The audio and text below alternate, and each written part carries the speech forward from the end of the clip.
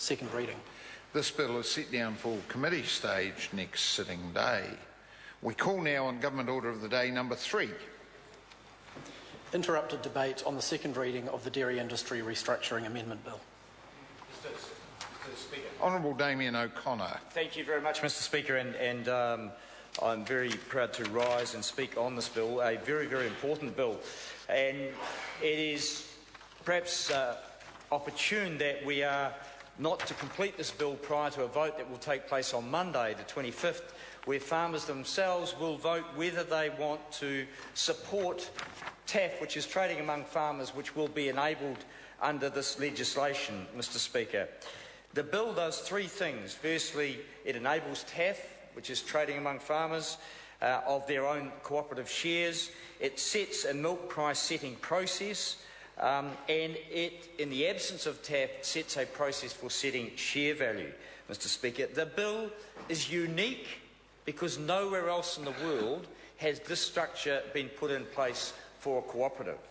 It is complex for that very reason, and unfortunately the whole bill has been rushed. That is why Labor cannot support this bill at this point. We welcome the opportunity that the committee stages of the bill will provide beyond the vote, having got a clear message from farmers whether they want this to proceed or not, and we welcome the opportunity to tinker and improve the bill at that time. Mr. Speaker, we were hampered, in my view, by advisers to the Select Committee who did not have a wide knowledge of cooperatives, had a very good knowledge of competitive law in New Zealand, and I am very grateful for the efforts of James Morrison, who was the independent adviser to the Select Committee, who brought a truly independent and focused view. Mr. Speaker, in 2001, Labor set up Fonterra through the Dairy Industry Restructuring Act. It is the world's #1 dairy cooperative. It is the most successful company in the most successful industry, arguably, in this country. At that time, that company had effectively 95% of control of the dairy industry. So the Labor government laid down some requirements. Firstly, that milk should be supplied to independents who might want to innovate and grow opportunities in the dairy industry. The second was that farmers should not be trapped in a company, that they should have some flexibility to enter the company, and there was an obligation for Fonterra to take their milk, and then they should be able to leave if they chose so. And so we set up open entry and open exit. The other third requirement was a fair value share, which again was a new concept for a cooperative. Some have said that that was flawed from the start. I tend to agree that it has not been perfect, and it has not always given the good drivers for Fonterra, and now it's time that that should be changed. The issue is, how should we change things? Mr. Speaker, we have major competitors in the country now, taking farmers' milk, processing it and exporting milk products. We have opportunities for farmers to leave. That ability to leave has created, over time, what Fonterra has deemed a redemption risk. That is, farmers can say, we're out of here, and within 30 days of leaving at the end of the season, require the company to pay out the capital. And that has been a challenge for the company at different times, Mr. Speaker. In fact, in 2007, the company saw some real problems and thought they would need to go to the market and get outside capital to shore up the company and secure its balance sheet. The farmers rejected that proposal because they said, we do not want outside capital, we can manage that challenge ourselves.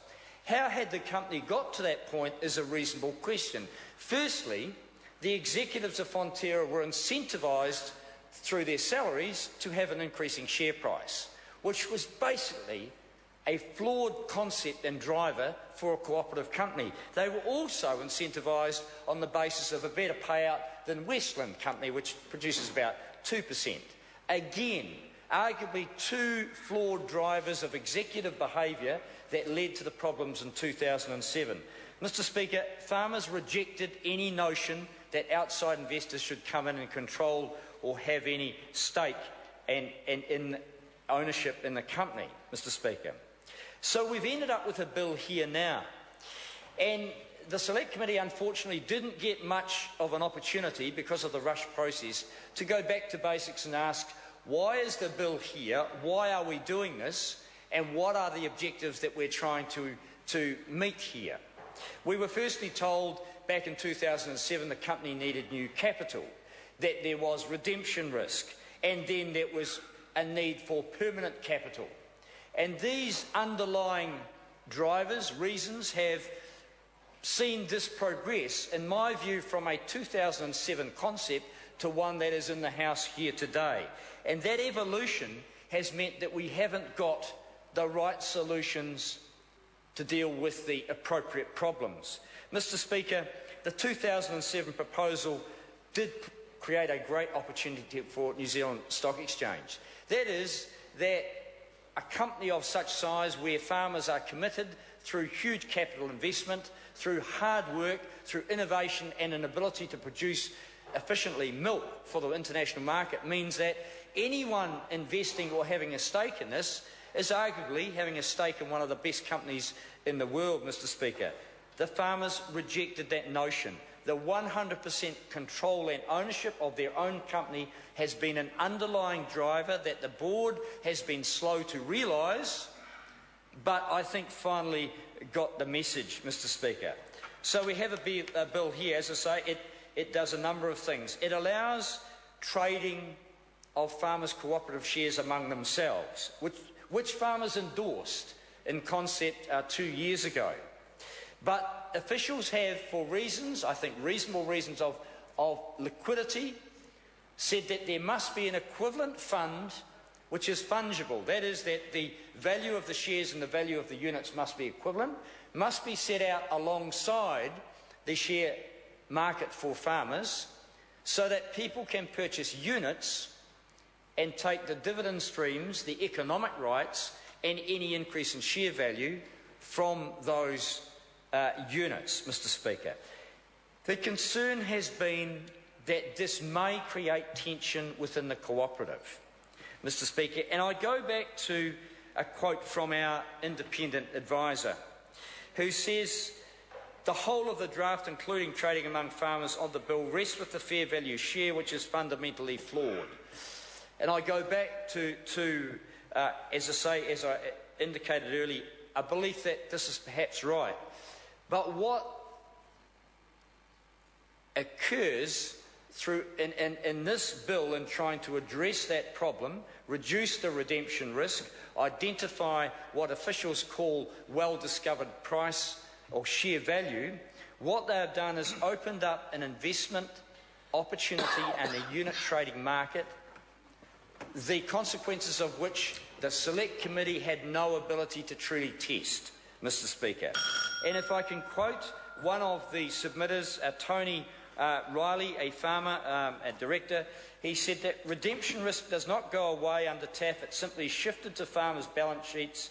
TAF will allow for much greater fluctuation in the share price. Mr. Speaker, we got no advice from officials on that proposition and have not been able to truly test whether that might or might not occur. The bottom line is that there is so much uncertainty that will be injected into the dairy industry from this legislation, so much uncertainty that the farmers themselves, Onno van Beckham, and again an independent cooperative expert, has said that this hybrid structure created under the TAF concept is one that has not been tested and one that can't identify the solution to the growing tension between the interest of investors through units and the interests of farmers who want to maximise the return from their milk price. Mr. Speaker, Labor has concerns that in spite of the belts and braces approach from Fonterra, assisted by the Select Committee to tidy up the issues, to reduce the fund size from 25 to 20% in the constitution of Fonterra, to tweak the milk price obligations to ensure that contestable markets don't mean an undermining of Fonterra's position, but do allow competitors to come in and have a fair go. Mr. Speaker, the share price, in the absence of TAF, to ensure that the share price does not undermine Fonterra. We have attempted to do all those things in the Select Committee, Mr Speaker, but the bottom line is this is a complex bill. It is being rushed through the parliamentary process, and the advice to the members of the Select Committee, in my view, was inadequate. We welcome now the opportunity for the farmers to speak first, knowing what they are approaching, and we will, through the committee stages of this bill, take another look at what might be required to improve this legislation. Mr Speaker. Stephen Browning. Thank you.